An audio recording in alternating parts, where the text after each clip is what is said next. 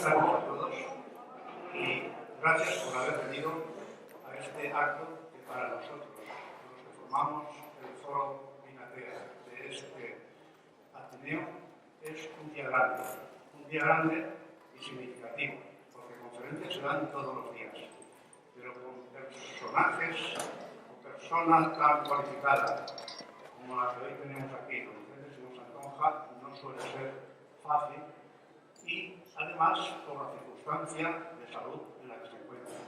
Nosotros reconocemos el gran esfuerzo y el valor que está demostrando de venir a dar la conferencia de la cual se obligó o se comprometió a darla, que el título, como ustedes saben, es pues, conocido, es un mito de la Confederación Catalano-Aragonesa. Yo agradezco a todos ustedes, mismo que al decano honorario de la Real Academia de Cultura Valenciana, a una cantidad bastante significativa de académicos que aquí nos honran, algún importante político que tenemos aquí presente, algún que otro concejal de distintos ayuntamientos que también se encuentran entre ustedes, a todos, muchas gracias por haber venido. El conferenciante, como todos ustedes conocen, no necesita prácticamente presentación por la gran, digamos, humanidad y conocimiento de tantas materias que tiene en todo el largo, digamos, periplo y vida cultural que ha tenido. Pero yo creo que, como todo, tiene una ortodoxia y es casi obligado el hacer la presentación, aunque quizá no hiciese falta, pero aquí tenemos al profesor Gómez Bayagui, que va a hacer la presentación del ponente de hoy. Buenas tardes, ilustrísimos señores, señores, amigos todos. Es un honor tener que presentar a uno de mis grandes maestros, el doctor don Vicente Luis Simón Santonja. Como bien ha dicho don Héctor, tiene un currículum impresionante, pero mejor persona todavía lo es. Estudió en nuestra Universidad de Valencia, en ella se doctoró y en ella ejerció de profesor durante unos años hasta que sacó las oposiciones de notaría. Ejerció en Galicia, ejerció en nuestra Comunidad Valenciana, Castellón, Sagunto, Valencia, y al campo jurídico se dedicó gran parte de su vida. Pero no solamente al campo jurídico, diríamos, español o valenciano, sino internacional. Tiene más de 20 tratados de derecho internacional y numerosos trabajos extraordinarios de derecho valenciano.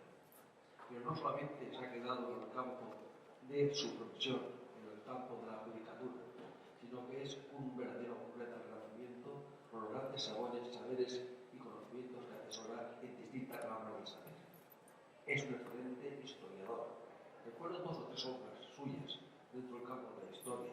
La última, el proceso inquisitorial sobre la familia Alcañiz Esparza, o las Cortes Valencianas del año 1240 a 1645, o su trabajo sobre ese personaje tan importante para los valencianos que es Jaime I, y multitud de otras obras muy diferentes que ha trabajado, personajes ilustres como Luis Vives, que recibió el premio, o Vicente Ferrer.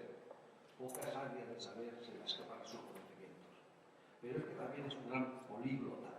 No sé si saben ustedes que domina a la perfección 5 o 6 idiomas: inglés, francés, italiano, indudablemente su lengua materna, la lengua valenciana, el castellano. Es un gran poeta extraordinario y escuchándolo él se da cuenta de la profundidad. Últimamente se está dedicando a la poesía.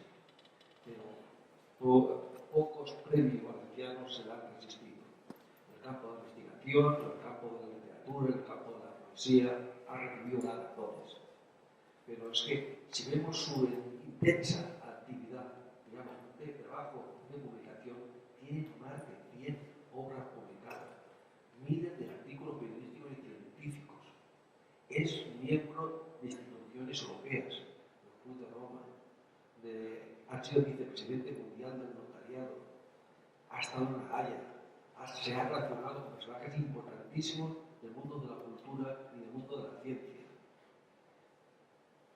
Hoy en día podemos decir que el profesor don Vicente Simón Santonja es un verdadero humanista del siglo, de la segunda mitad del siglo XX y principio del siglo XXI. A él se debe multitud de conocimiento y sus alumnos y los demás académicos lo estamos agradeciendo.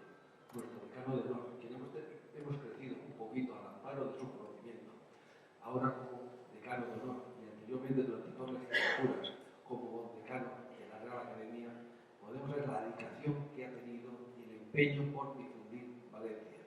Sus charlas, su conferencia, siempre son ilustrativas. Nosotros, lógicamente, nos orgullecemos de tenerlo a nuestro lado y de que me haya cabido a mí el honor de presentarlo. Muchísimas gracias.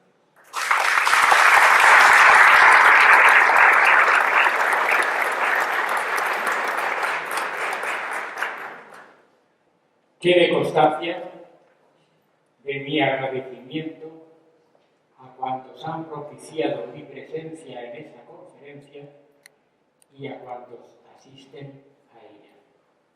Habrán comprendido ustedes perfectamente que las dos personas que han hablado a mi favor son amigos. Lo único, y no me atrevo a calificarlo así, que hay monstruoso en mí, por no decir el nombre que sí que es monstruoso, es que hace una semana se me diagnosticó un cáncer como un piano, no de colon, sino de los otros. Mi conferencia debía haber sido la segunda y se fue aplazando poco a poco. Me fueron adelantando mis compañeros a la espera de que quizá el milagro, aunque yo no soy digno de milagro, se produjera y se ha producido. Porque hoy, aunque sea a media voz y aunque sea con un cansancio que me sale del alma por los kilos perdidos y por los trances vitales pasados, afortunadamente estoy aquí. Voy a empezar con 3 afirmaciones de salida, para que nadie pueda creer, aunque excusatio non petita accusatio manifiesta, para que nadie pueda creer que yo he venido aquí a criticar a Cataluña. He venido a defenderla. Cataluña es grande en sí misma. Y Cataluña lo que no necesita es que se invente su historia. Decir, por ejemplo, que ya es milenario porque dejaron de pagar a los capetos, esto no lo dice ni un niño de 2 años. Porque el que no paga debe, pero hasta que jurídicamente no se extingue la deuda, sigue sometido al cobrador. Vean lo que está pasando hoy con las hipotecas, qué felicidad. El que no paga, dueño del piso, y el banco fuera, fenomenal. Pues esto es lo que algunos en su particular cuento o fábula de la lechera se han creído. No necesita, repito, que se invente su historia.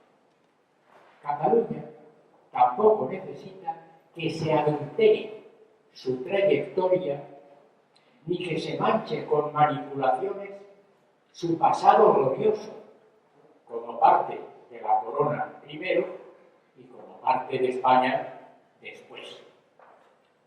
Admitidas estas afirmaciones, por coherencia, yo debo decirles que no pretendo rastrear culpables de algunos inventos y falsificaciones, entre otras razones, porque tendría que investigar e interpretar qué es lo que pretenden en la realidad desde 1872, es cuando se inventó el mito, el cuento y la fábula. Y este no es el caso, porque yo prefiero hablar de mito antes que acusar de manipulaciones. Sí que es el caso que me refiera a hechos y documentos que no puedan discutirse, hecho está en la realidad pasada en este caso, y el documento, como no se cargue en el archivo de la Corona de Aragón y lo rompan, como está transcrito en tantos lugares, es evidente que el documento tiene una fecha y esa fecha no se puede adulterar absolutamente para nada.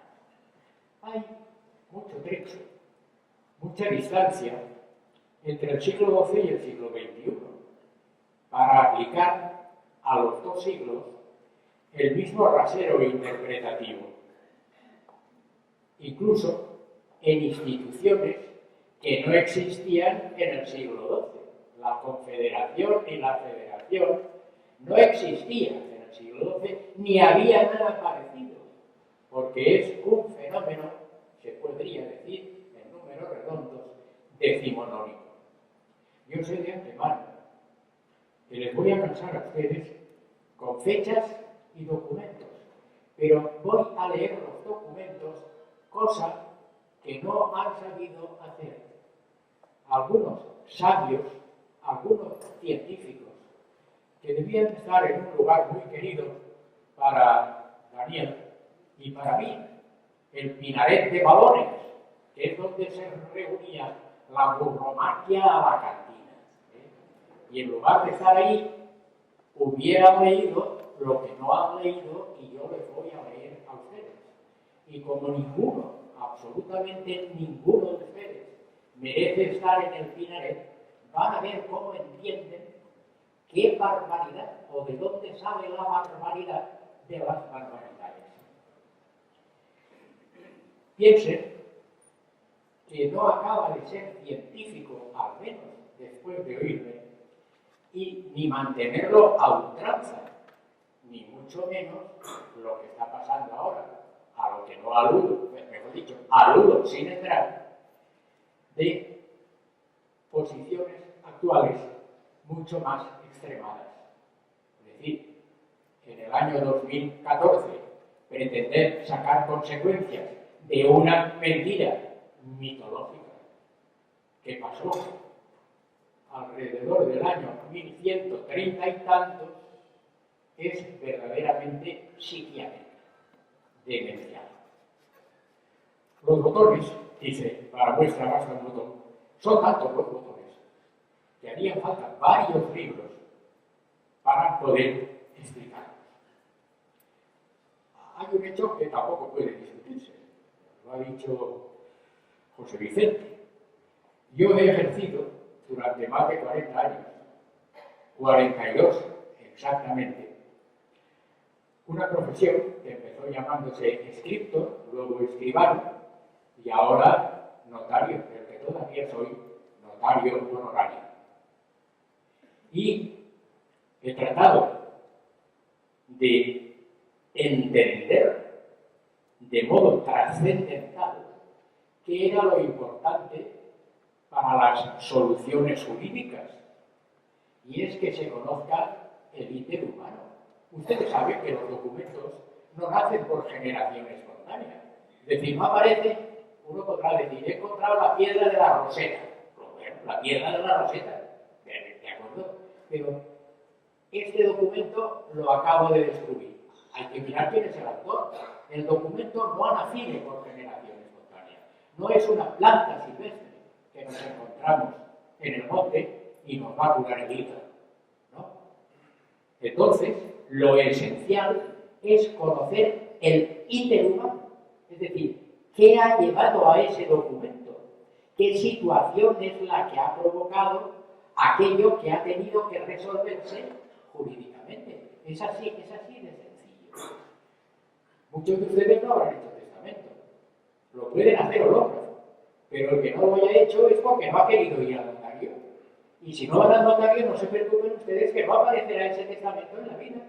Tendrán el certificado y dirán, no consta, y ya está. Es preciso conocer, pues, el íter humano de los otorgantes, porque ese íter humano demuestra las razones humanas que han llevado a buscar soluciones a los problemas de las personas, que también son los problemas de los demás. por la propia sociedad en que ellos viven. Yo voy a empezar por darles a ustedes algunas fechas que no se pueden discutir. No se puede discutir que yo nací el 16 de noviembre de 1932. Eso no se puede discutir. Bueno, pues el 7 de septiembre, muchos años hace, de 1134, murió Alfonso el Batallador. Alguno de ustedes lo habrá oído nombrar. A causa de las heridas sufridas en el asalto a Fraga. Yo no sé cómo salía de la cabeza, pero sí que falleció y no tenía hijos, y falleció bajo lo que se ha calificado de un extraño testamento. Porque, pásense, instituyó heredero a Dios y a los santos. Yo he leído muchísimos testamentos y doña Amparo Cabañas ha leído muchísimos más que yo. Y no creo que haya encontrado un testamento en que el heredero sea Dios y los santos. ¿Qué pasó con tan extraño testamento? Primero, testamento, más que extraño, testamento es un testamento nulo, nulo. Porque un testamento puede no tener institución de heredero, como en este caso. Y si la tiene, si no la tiene, hay que abrir la sucesión ad intestatum. Es decir, que soluciona el problema, lo tiene. Pero él se quedó tan tranquilo, a lo mejor es que la herida le había volado a la cabeza, instituyó a Dios y a los santos y distribuyó o cedió sus bienes a las órdenes militares. Claro, la extrañeza de verlo así, la gente debió pensar lo lógico que la gente en ese año también pensaba. Este tío loco, ¿cómo instituye a Dios y a los santos? Si de Dios es todo, ¿cómo lo instituye? Y esto causó que Aragón y Pamplona dijeran, bueno, pues nada, ya tomamos caminos diferentes. Y eligieron como reyes a Ramiro II el monje y a García Ramírez. Vamos con Ramiro, porque Ramiro es un caso especial. 22 días después, el 29 de septiembre de 1134, fecha que tampoco puede negarse, Ramiro es coronado rey en Zaragoza. Y ojo, tenía derecho a ser rey porque era el hermano menor del batallador, cosa que tampoco puede discutirse. Debía ser consciente, cuando él le dijeron, pues tú vas a ser el rey, del papel que tenía, que no era otro que ser rey, y lograr la continuidad sucesoria del reino. Ramiro tendría entonces casi unos 50 años, creo que era 48. Y casi todos ellos habían sido religiosos, habían entrado en religión de chiquito. Había estado en San Ponce de Tomera, había sido abad de San Pedro el Viejo y había llegado a ser obispo de Guadalajara. Y se encontró de la noche a la mañana con una tarea nueva para él y con unos acontecimientos inesperados. Es decir, cualquier persona normal, al levantarse ese día, supongo que todavía estaría rezando sus anunciones, diría, bueno, yo soy rey, hasta que Dios quiera. Pero claro, yo he sido elegido rey para dirigir un reino y que el reino tenga sucesión. ¿Qué hizo? De momento estuvo pensando un año. No tomó a la ligera la solución.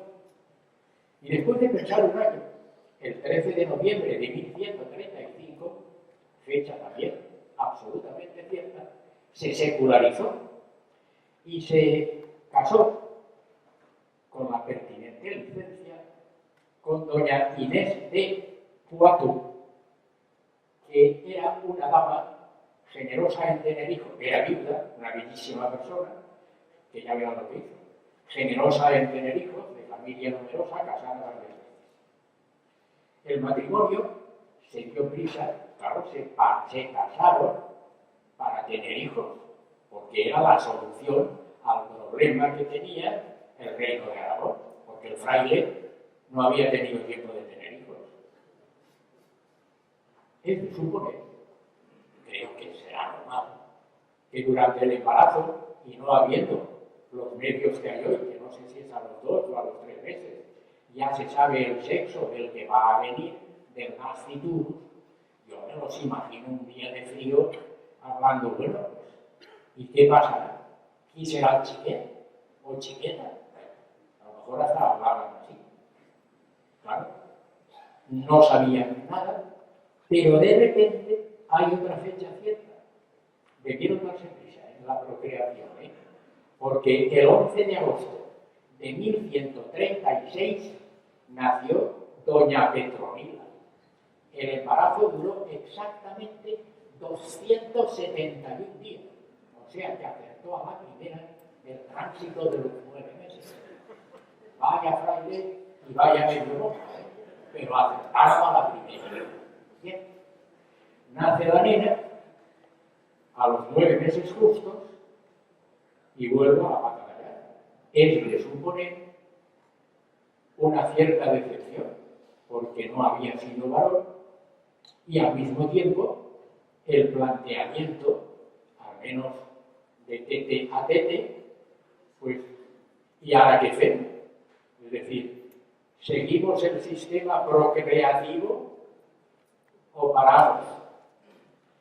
Yo no dudo de la generatriz de doña Inés, pero el caso es que solo estuvo con su hija 4 meses.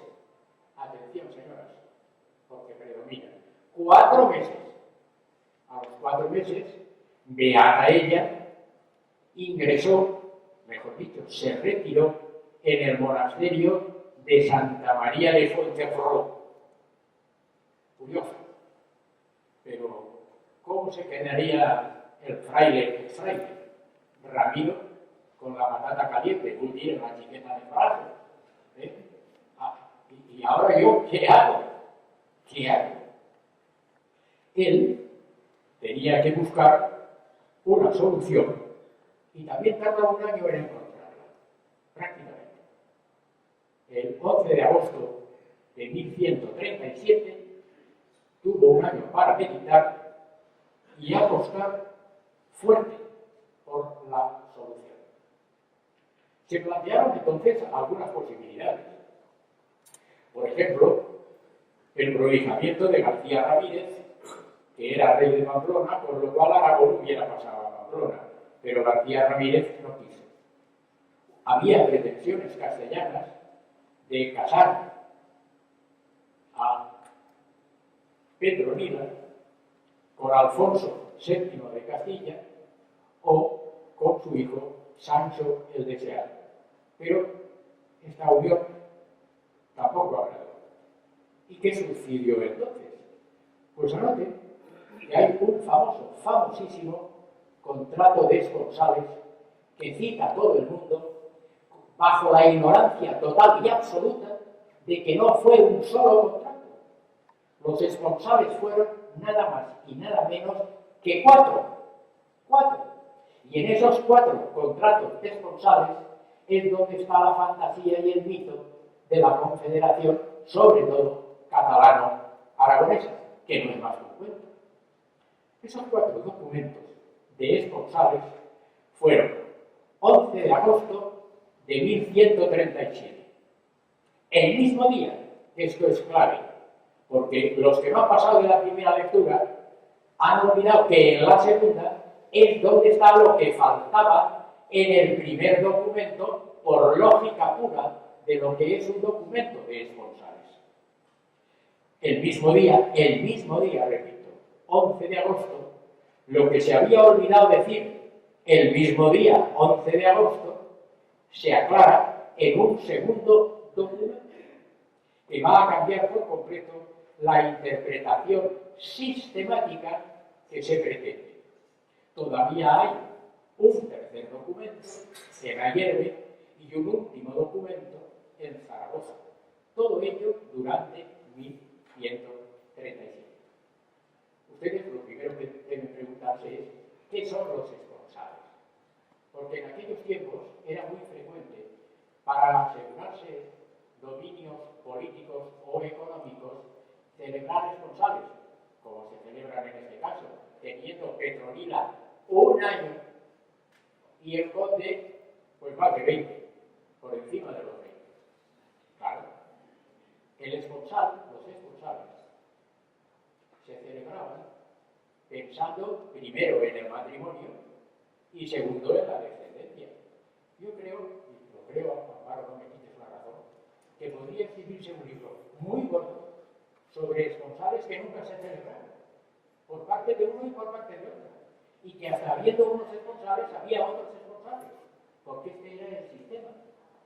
Pero nadie castigaba al que no cumplía los esponsales porque no se casaba, o alguno que se casaba pues no tenía hijos, o se iba con otro, se iba con otra.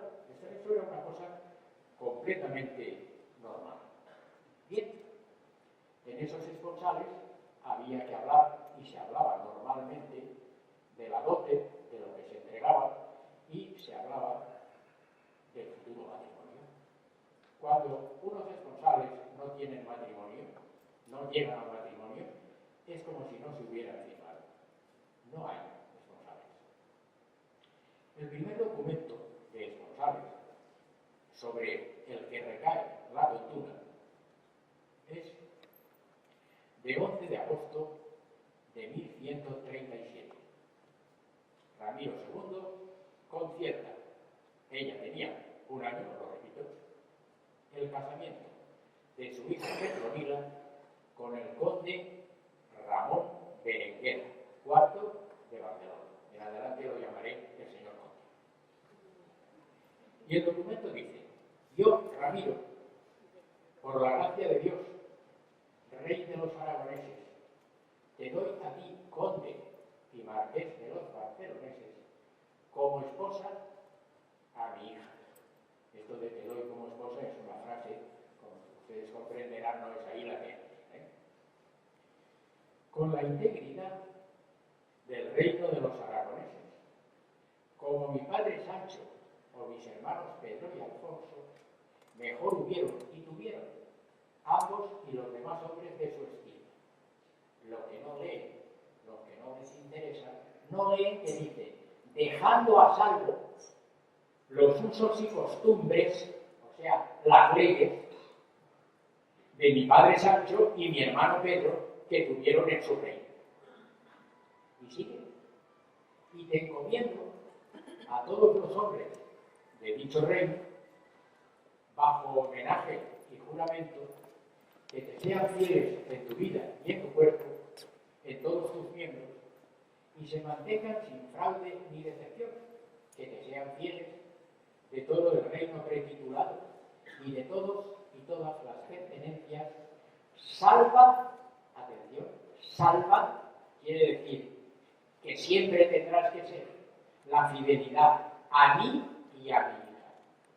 Y ahora viene la frase, el trozo realmente genial, que hace que se rompa la lechera de los que defienden el tipo confederalismo. Porque dice, todo lo antes escrito, yo el citado Ramón, lo hago a ti, Raimundo, conde y marqués de los barceloneses, de modo que, si mi dicha hija muriese y tú fueras superstite, es decir, la sobrevivieras, tengas libre e inmutablemente la donación de dicho reino sin impedimento después de mi muerte. Es decir, está poniendo una condición que hace que en 1162 este documento no sirva más que para hacer un acto físico en cierto lugar. Ya me entiende. Porque dice de tal modo que si mi hija muriese, pero igual que a mí el destino ha podido jugarme una mala pasada, que yo creo que ha sido buena, porque me lo merezco, pues es evidente que se sabe que en 1162 murió el conde. El señor conde murió en el 62. Y en cambio, doña Petronila murió en 1164. ¿Creen ustedes que hay alguna persona que tenga el juicio sano? ¿Puede decir que esto le daba derecho a heredar Cataluña? Pero si se murió antes que Petronila, ¿qué derecho iba a pedir si decía el papel, si mi hija muriese y tú le sobrevivieras? Él murió antes, pues che malazón, tazo tuyo. Pues no, como no se acaba de leer, entonces resulta que iba a ser, nunca fue, rey de Aragón. Pero hay más. Ese mismo documento dice, mientras esto suceda, es decir, mientras sigamos y viva uno y muera el otro, todo esto, yo, el dicho rey, sea rey, señor y padre, en dicho reino, ojo, y en todos tus condados, mientras quieras. Es decir, realmente, lo que se está dando la posibilidad, claro que Ramiro murió el primero porque era mayor, pero se está dando la posibilidad de que llegue a tener Aragón a Cataluña. El que quiera leer este documento, he dicho que es cierto, no crean que les voy a mentir en la situación en que me encuentro, pero en el archivo de la Corona de Aragón, Cancillería Real, pergamino número 86. De modo que ha sido la traición más grande que pueda sufrir el defensor del sistema federal. Pero vamos al segundo documento. El segundo documento tiene la misma fecha que el primero, es decir, 11 de agosto de 1137. Alguien, no sé si sería el señor notario, o el señor escrito, o sería alguien del rey, le dijo, iba a decir un taco, oye, que no hemos puesto nada del matrimonio, ni hemos nombrado a los hijos. Hay algunos que después se han valido de este olvido o de esta modificación que hubo que hacer para decir que lo primordial era el primer documento en que estaba dando Aragón al condado. Nada más lejano de la realidad. Porque, como digo, en el segundo documento, aquí dice, yo, Ramiro,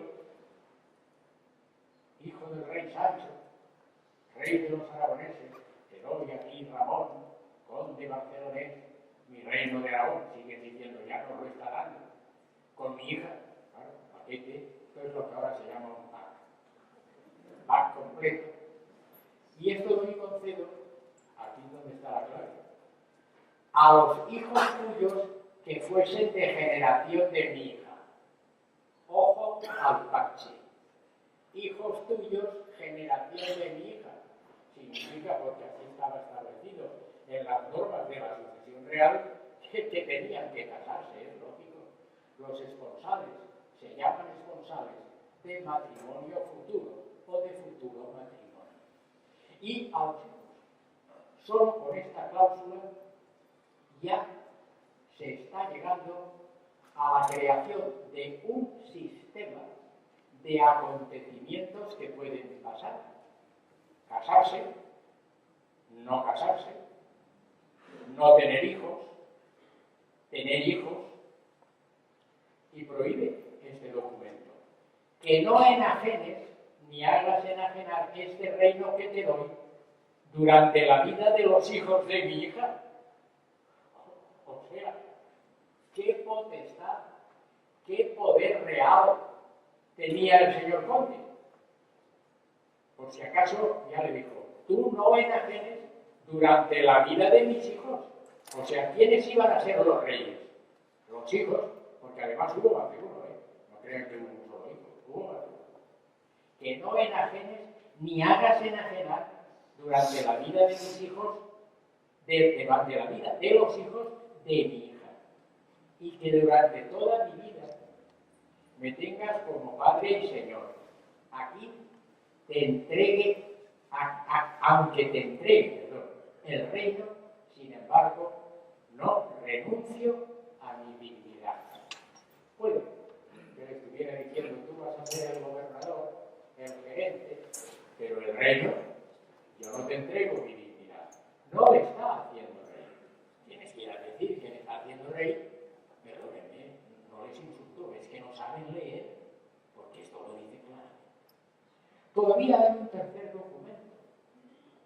Ramiro completa los dos documentos anteriores y dice que desde aquel mismo día deberá fomentarse el homenaje de los hombres y desde ese día en adelante se compromete a no cambiar su disposición.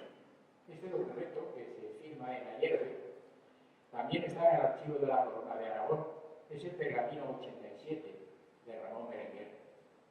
Y he dicho que les iba a cansar, yo sé que ustedes se fían de lo que yo les estoy diciendo, pero es que pueden comprobar ustedes que el documento existe. Y los que ahora dicen lo contrario es que no lo han querido o que después de leído han querido seguir con el invento y el mito. Y queda un cuarto documento, que era lógico, porque él hacía los documentos, sus súbditos no se enteraban, y el 13 de noviembre de 1137 comunica a sus súbditos los documentos anteriores. Entonces hay una curiosidad que para los que no saben latín, pues es trágica. Porque los primeros documentos decían, te doy con mi hija el rey. Y ahora, en este documento, no es que lo piensen mejor, es que es más correcto. Porque dice simul cum. Añade la palabra simul. Parece que es una tontería. Es como aquello de la locuela que yo les contaba desde los tiempos de 1410 o 1413. Precisamente el simul cum, simul, significa juntamente con. Este es el pacto. Porque dice que le guarden fidelidad y obediencia en todas las cosas. Y para que sobre esto nada pueda ser pensado o maquinado, dono, otorgo y concedo. Pero, acaba diciendo, lo retenga perpetuamente a mi servicio, no al suyo, y a mi fidelidad. Y acaba, bajo la fidelidad debida, a mi persona. Este documento se firmó en el castellano, muy cerca de Zaragoza, y es el pergamino 85 de la Cancillería en el archivo de la Corona de Aragón. Bien, yo creo que debemos ahora estudiar el contrato que se contiene en 4 documentos. Hay un ofrecimiento de pacto que debe considerarse aceptado porque no se dice lo contrario, y el estudio que se haga de estos 4 documentos debe ser sistemático. Ustedes saben que la hermenéutica interpretativa, cuando hay varios documentos, exige que la interpretación sea sistemática. Es decir, que se interpreten unos por otros. Si en el primero no nombra a los hijos, pero el mismo día dice que los hijos han de ser de su hija, pues es como si lo hubiera dicho en el primer documento. Eso es la interpretación sistemática. El contrato es evidentemente un contrato complejo, porque trata de resolver un problema sucesorio a través de un futuro matrimonio que no se sabe si se va a celebrar o no se va a celebrar. ¿De qué sirve, en base a esa documentación, argumentar que no hay dote, argumentar que en el primer documento no se menciona la boda, ni se habla de los hijos o de las hijas, o de que Cataluña absorbe al reino de Aragón? ¿Para qué tenemos que discutir ahora eso? La interpretación sistemática dice que en el primer documento no se habla de la boda, pero el mismo día se habla de la boda y de los hijos. Lo que sucede es que hablar de la boda y de los hijos es anteponer la situación de la boda a lo que se ha dicho en el primero si le sobreviviera. Porque en el momento que pasa lo que voy a contar, que va a pasar, ese documento se convierte ya en papel mojado, no en papel confederativo, papel mojado. Si estudiamos el primer documento con los complementarios,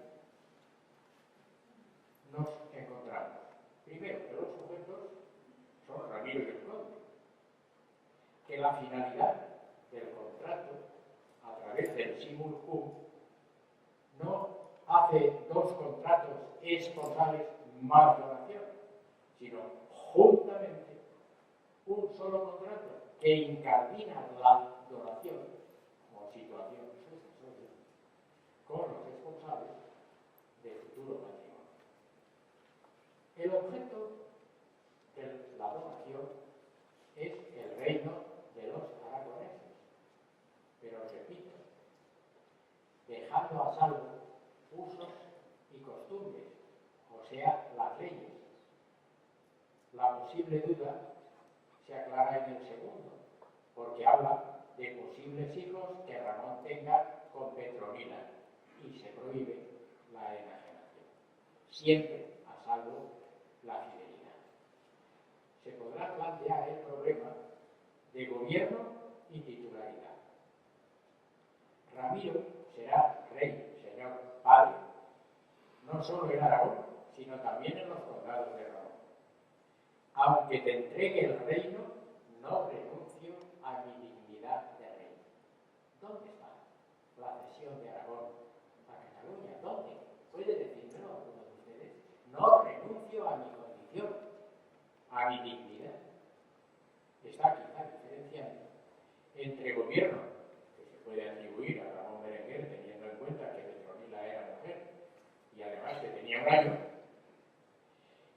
y a sus nietos, porque como habla de los hijos de mis hijos y no venderá durante la vida de mis hijos, es evidente que estaban hijos de mis hijos son los nietos. Estaba hablando hasta de los posibles nietos.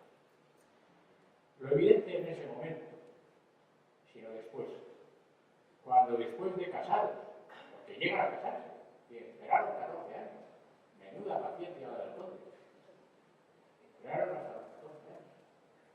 Es que tuvieron hijos. Y por lo tanto, Ramiro nunca llegó a ser rey, ni señor mayor de la casa, porque nacieron hijos. Algunos comentarios se pueden hacer al hilo de lo que acabo de decir. Es cierto que en un contrato complejo, además de los responsables del futuro matrimonio, contiene la posibilidad de que el conde llegue a ser rey, pero las condiciones hay que cumplirlas. Y el rey, el conde, no cumplió la condición de sobrevivir a Petronila. El cántaro de leche se le rompió antes de llegar al final. Es gracia para él, pero las cosas en la vida son. Ahora vamos a suponer, porque con esto podría pasar, que Petronila fallece antes de casarse. ¿Hay alguien que pueda entender que sobreviviendo Ramón Berenguer, él será el reino de Aragón cuando fallezca Ramiro? Esto no se lo puede creer nadie después que el segundo documento está hablando de hijos. Está poniendo a los hijos en condición de ser hijos de ese matrimonio, no de cualquier matrimonio, no de otro matrimonio de Ramiro, sino los hijos que Ramiro pudiera tener con Petronila. Está fijando el nombre de la madre de los hijos. Y esa es la razón fundamental de los contratos de esposados. Tan fundamental que si el matrimonio tenía sucesión, heredero, como lo tuvo, cumplido el objetivo, y salvo las complicaciones que pudieran producirse, Ramón Berenguer podía despedirse desde el segundo documento de su posibilidad de ser rey de Aragón. Y ahora verán ustedes por qué. Porque el heredero sería el heredero sin que pudiera serlo el conde. Es decir, si nace un hijo, vuelvo a repetir la palabra tan valenciana, t'has fotut, porque ese hijo es el heredero y tú no vas a ser heredero, porque es heredero el hijo porque lo digo yo en el documento. Y lo malo es que se produjo el hecho. Bueno, lo malo no, lo bueno para la mentira que se pretende demostrar. Lo bueno es que nació el hijo. El objetivo de aquel contrato, 4 documentos, no es otro que poner las bases de solución para un futuro problema sucesorio. Sería absurdo, por ilógico, pensar que al día siguiente del documento Ramiro ya lo tenía todo resuelto, porque podían pasar muchas cosas, debían pasar muchas cosas, podía suceder algo que incluso anticipara la meta final, que no hiciera necesario llegar a la sobrevivencia del conde sobre doña Petronila y que no fuera necesario recorrer las demás etapas, con lo cual el mito se cae por su propio peso desde el momento, uno, que se casa y dos, que hay hijo, porque ese hijo es el heredero. El título de los esponsales debería ser: se busca sucesor, para que no nos encontremos con la sorpresa de no tenerlo. Para tratar de entenderlo, no es necesario, no debe interpretarse pensando que se ha llegado al resultado final, el conde rey de Aragón, el hecho de que fuera llegar a ser rey. Y voy a darles algún detalle, incluidos los que no se produjeron. Empezamos porque estos documentos contienen una expectativa secuencial, o sea, varias expectativas que pueden cumplirse o no.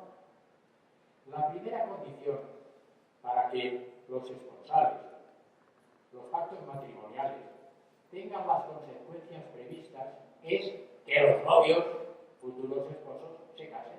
Y la nena de un año, tiene un año, hay que esperar a que se casen y hay que esperar a ver si tienen hijos o no tienen hijos, porque como tengan hijos, el conde a los trabajos es evidente. Puede morirse antes o no casarse, en cuyo caso los pactos hubieran sido papel mojado, sin consecuencia en lo relativo a la titularidad del reino de Aragón, aunque se hubiera mantenido el gobierno. En nuestro caso, aunque entre 1137 y 1162 pudiera gobernar Ramón, tales capítulos estuvieron invernando hasta que en 1150 sucede algo que no se puede discutir. Cuando Petronila tuvo la edad nubis, 14 años, se casó. Y la primera etapa se alcanzó relativamente pronto, porque Petronila y el conde fueron teniendo hijos. Los tuvieron.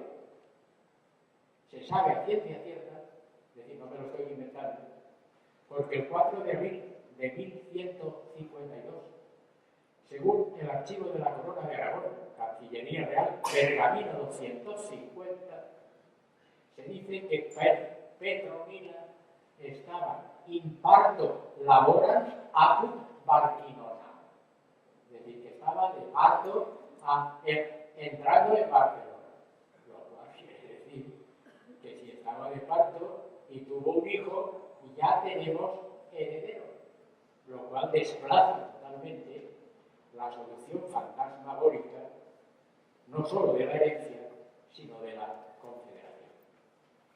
Se sabe a ciencia cierta esa fecha de 4 de abril de 1152. Y nació el futuro Alfonso II el Casto de Aragón. No interesa ahora las cuestiones que sean colaterales. ¿Qué derecho tiene? ¿Qué derecho no tiene? Imagínense ustedes, esto no está escrito, pero se lo digo ahora, se me acaba de ocurrir. Imagínense ustedes que a los 2 años entonces la gente, los chiquitos morían de todo y muy jóvenes. A los 2 años del Castro, de Alfonso, se muere. ¿Hubiera heredado su padre, el conde, hubiera heredado Aragón? Pues no, no. Había muerto intestado, porque no había hecho su padre ningún testamento con sustitución pupilar, ejemplar, etcétera, etcétera, y habría que buscarle heredero intestato al muerto, pero el heredero del muerto no era su padre. El heredero del muerto había que buscarlo en la rama de Aragón, no de su padre conde de Barcelona, de manera que tampoco hubiera sido el conde el rey de Aragón. Es trascendente que el 4 de abril de 1152 el problema sucesorio ya tiene una vía de solución, porque ya hay un heredero, y esa vía paraliza, ahora modernamente se dice, y yugula todas las demás vías previstas como posibilidad, aunque el conde siga gobernando, que eso no da igual. Ese día 4 de abril de 1152 nacía el posible heredero, y si hubiera fallecido, lo repito, superado el plazo legal, las 24 horas que ha de tener un ser para ser considerado ser vivo, no hubiera tenido que volverse los pactos, sino buscarle heredero al heredero que acababa de morir. Al rey muerto, rey puesto, hay que buscar. El fin de la cuestión, hasta ahora que yo sepa, no discutido, es concretar qué parte de dichos pactos no tiene vigencia efectiva y qué parte tiene vigencia efectiva, pero no desde 1152, sino antes, desde el año 1150, en que el matrimonio se casa y de alguna manera se sacralizan los pactos. En 1150, la boda pone en vigor lo pactado en todo aquello que puede ponerse en vigor, claro está. Lo he sugerido, pero vale la pena repetirlo. Quedan a salvo los usos y costumbres que el padre y hermano Ramiro tuvieran en su reino.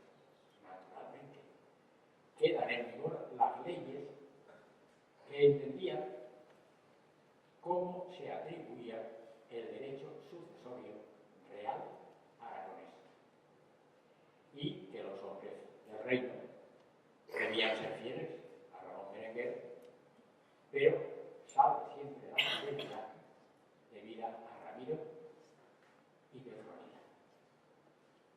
Ramiro siguió siendo hasta su muerte rey, señor mayor, padre en todos los condados, incluso catalanes, si le pareciera. Se ha discutido sobre si este pacto de 1137 contenía o no la institución autoaragonesa del matrimonio en casa. Quienes lo niegan, pues mira, no puedo entrar en el tema porque sería una conferencia más larga de lo que estoy diciendo, porque precisamente tal costumbre que nace en defensa de la agricultura y de prolongación del usufructo vidual tuvo como antecedentes dos supuestos o pautas regias. En 1059, primer testamento de Ramiro I, y en 1109, cuando el batallador pacta las armas con su esposa, estableciendo la diferencia entre tener o no tener. En 1150, la boda impide que se pongan en vigor los demás mecanismos previstos: muerte de Petronila, sobrevivencia del conde, muerte de Ramiro, mecanismos que ya no pueden ser tenidos en cuenta cuando en 1152 nace el heredero. Y ojo, en 1152 todavía vive Ramiro, porque muere en el 57. Ramiro llega a conocer al castor, llega a conocerlo, claro. Murió en el 57, y este nació en el 52, tenía 5 años. 5 años. Hasta aquí, creo que jurídicamente hablando, no hemos avanzado a favor de la Confederación, ni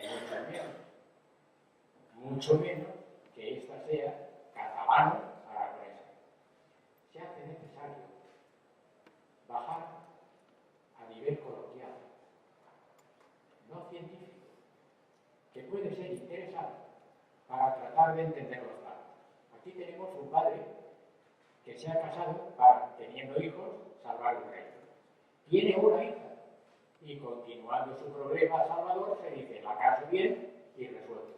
Le busca prometido, otorga esponsales, entrega a la hija en matrimonio cum o sin cum con el reino, pero en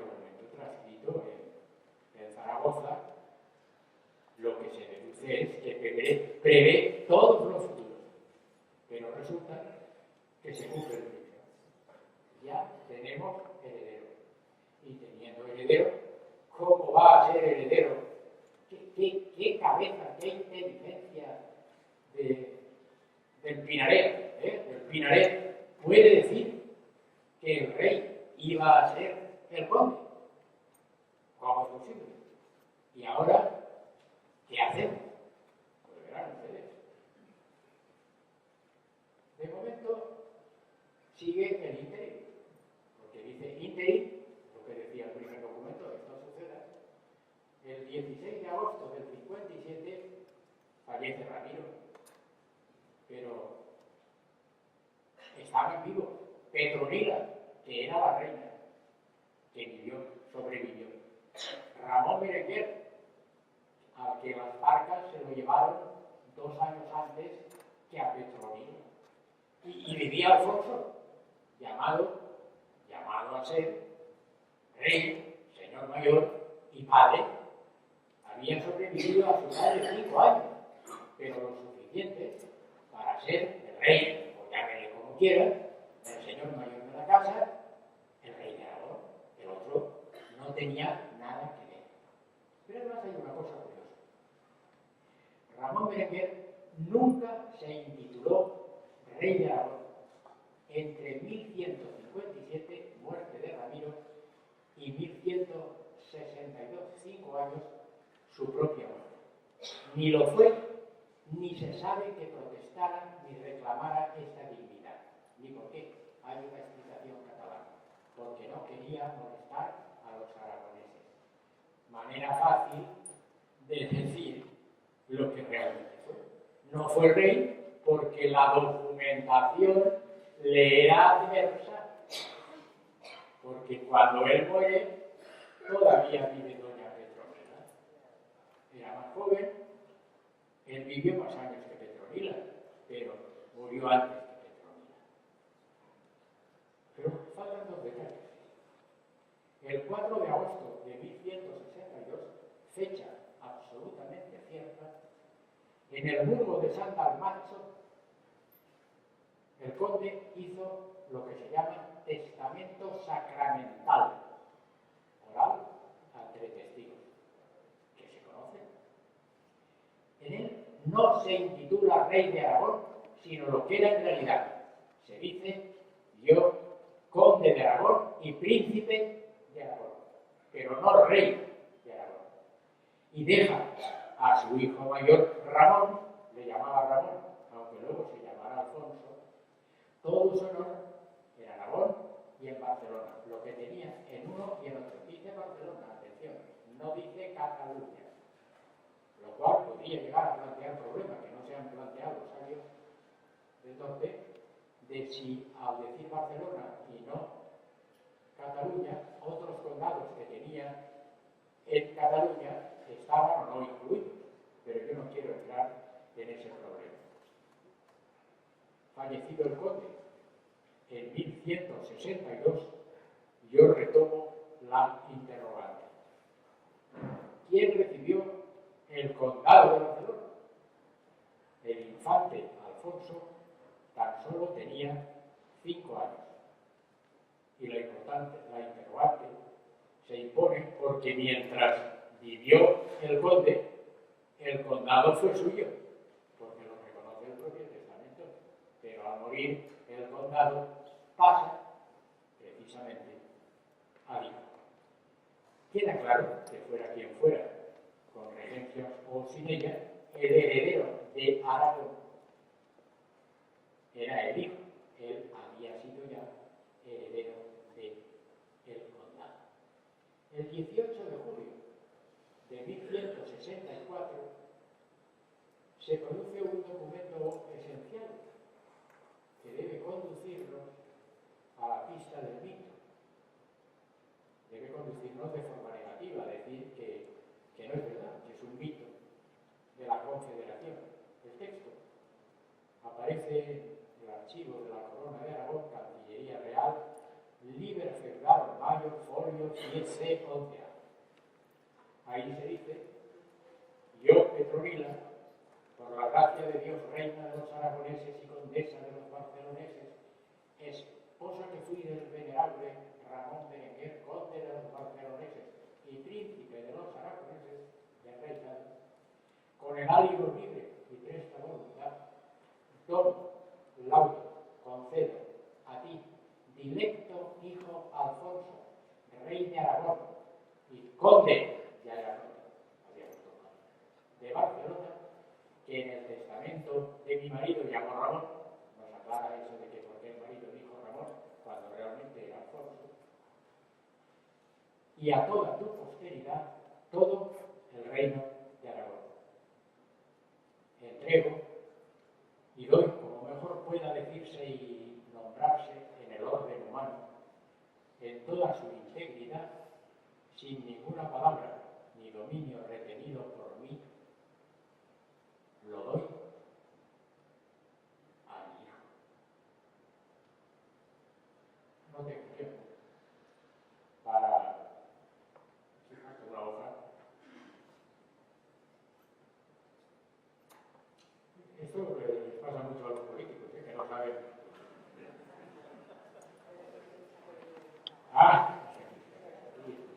Esta hoja es muy interesante. No es que yo sea político, pero pierden los papeles con toda frecuencia. Pero si sucediera que si tú murieras sin prole legítima, no es el caso, porque viviste coleando, acabó siendo rey. Sigue la fecha, 14 calendas, julio del año de la Encarnación, y los testigos que intervinieron. Yo no quiero hacer más que un escollo final, documentado. Y es, ¿qué es lo que dicen los documentos sobre la Confederación o los títulos que tenían los reyes aragoneses? Aquí tenemos a doña Amparo Cabanes, a la que voy a citar 1, 2 y 3. El 11 de noviembre de 1216, documento 1, don Jaime se titula Rey de Aragón, conde de Barcelona, señor de Montpellier. Aquí de Confederación, nada. 2 de mayo de 1250, documento 129. Jaime se titula Rey de Aragón, Rey de Mallorca, conde de Barcelona y de Urgel, señor de Montpellier. 18 de octubre de 1238, recién conquistada Valencia. Documento 277. Don Jaime I se titula Rey de Aragón, Rey de Mallorca, Rey de Valencia, Conde de Barcelona y de Urgel y señor de Montpellier. ¿Quiere alguno de ustedes levantar la mano para decirme en qué documento de los que yo he leído aparece la Confederación Catalano-Aragonesa, aparte del sentido ahistórico del siglo XII frente a muchos siglos después, aparte de ese sentido? ¿Quieren decirme ustedes dónde está la Confederación? Esto es como mata, y busca la llave. ¿De dónde está? ¿Dónde está si resulta que se murió antes de la que debía haber muerto? El destino suele jugar estas malas pasadas. Pero quiero llegar a 3 conclusiones, muy cortas, porque les voy a decir el gurú que inventó el mito. Las conclusiones son, primera, no hubo confederación. Creo que los documentos que he leído lo demuestran. Y si no, alucinaré. La supuesta confederación fue y está siendo un mito, por no decir un invento, que contradice los hechos y la documentación, y que ahora pretende explotarse para otros fines completamente distintos y diferentes de no pagar a los capetos. Y tercero, salvo error u omisión, porque a lo mejor el invento es de otro lugar, el mito nace con un ensayo de don Antonio de Bofarull y Brocán, que tiene un título larguísimo que no hace falta comentar, porque se titula, pásmense que mojo, la Confederación Catalano-Aragonesa, realizada en el período más notable del gobierno soberano del conde de Barcelona, Ramón Berenguer IV. Estudio histórico, crítico y documental, premiado por unanimidad en el certamen abierto en 15 de diciembre de 1869 por el Ateneo Catalán. Fue editado el libro en 1872. Les acabo de leer, tal cual, mi parecer, sujeto siempre a mejor dictamen. En esta conferencia he entregado antes texto y disco a la presidenta de esta institución valenciana. Aparecerá y se publicará en la web, posiblemente a partir de la semana que viene, de la Real Academia de Cultura Valenciana, www.rac.es. No me queda más que darles a ustedes gracias por la atención atenta y sobre todo por una cosa que no estaba escrita, pero que digo ahora, y es que gracias a ustedes he tenido de aguantar esta, hoy decía el periódico, charla, la he podido aguantar gracias a su presencia, que me ha dado ánimo para ser fuerte, no moverme y no beber ni agua. Aquí